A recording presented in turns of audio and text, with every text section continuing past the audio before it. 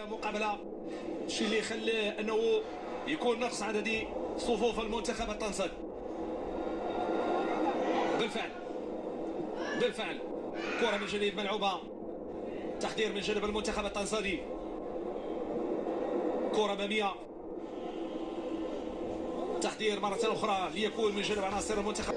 الثابته تنفذ راسيه من جانب نايف اكرد لانقاذ الموقف. الابعاد والانطلاقه من السيباري، يلعب كره، تحضير من جانب الدفاع، كره مغربيه في خط الوسط، البحث عن الحلول الهجوميه.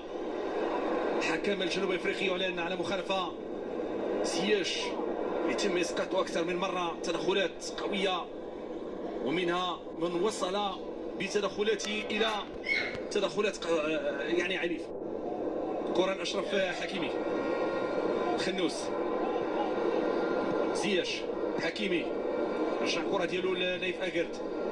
نايف اكرد كيغير تماما الجهه اليسرى والانطلاقه في اتجاه الزلزولي كيقوم بالتحضير ديال الكره ديالو، ولكن الاقرب بكاري موندو يلعب هذه الكره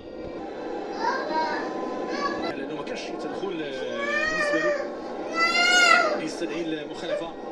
اخر 8 دقائق متبقيه على نهايه تفاصيل هذه المواجهه. كره القدم الوطنيه التي تنطلق لكل ساعه بشكل مميز على مستوى المشوار الخاص التصفوي المؤدي الى كاس العالم.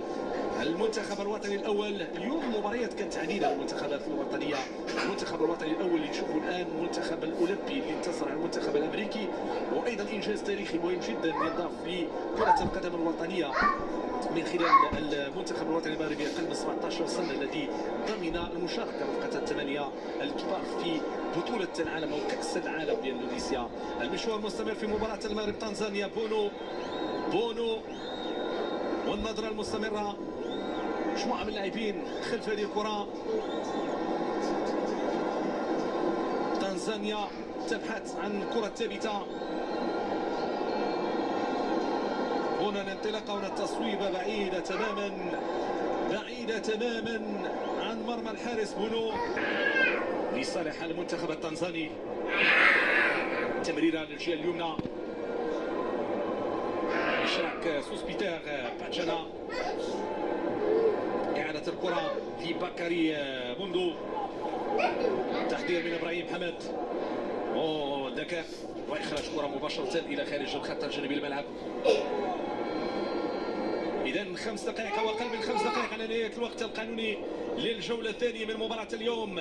المنتخب التنزاني الذي انكمش دفاعيا كثيرا أمام التفوق الذي ظهر به المنتخب الوطني المغربي، والذي تسيد المباراة اليوم خلال نسبة امتلاك الكرة. إذا التعامل مع المنتخب التنزاني قوي على مستوى الشق الهجومي. المنتخب التنزاني الذي حاول في الدقائق الأخيرة البحث عن الحلول الهجومية، كميز هذه المباراة أحداث عديدة، من بينها بطاقة حمراء، من بينها إدارة ضربة جزاء، من بينها أيضا تدخلات قوية عنيفة من المنتخب التنزاني. هذه هي المباريات التي نخوضها الآن في أفريقيا مع المنتخبات الأفريقية التي تبحث هي الأخرى لبصيص أمل من أجل المشاركة في المونديال. ولكن سمعة المنتخب الوطني المغربي حاضرة بقوة. نشوف أمير ريشاردسون الذي يبحث عن التمرير، يختار كرة للجهة اليمنى. البحث من جديد من المنتخب الوطني المغربي عن طريق مرابط التحضير في خط الوسط، يبحث عن الكرة اللي بإمكانه تقديم الجديد، إعادة التمرير في اتجاه نايف إلى ريشاردسون في خط الوسط، البحث عن المرور ولكن ضاعت الكرة الماضية. هجمة مرتدة، إعادة الكرة من جديد، لا سبيل للمرور. سوسبيتير هو من أعاد الكرة، تحضير من جديد باتشانا، كرة من بكاري موندو، تغيير للجهة اليسرى. كانت التمريرة وإشراك في بناء العملية الهجومية للمنتخب التنزاني، لكنها تنتقل للجهة اليمنى.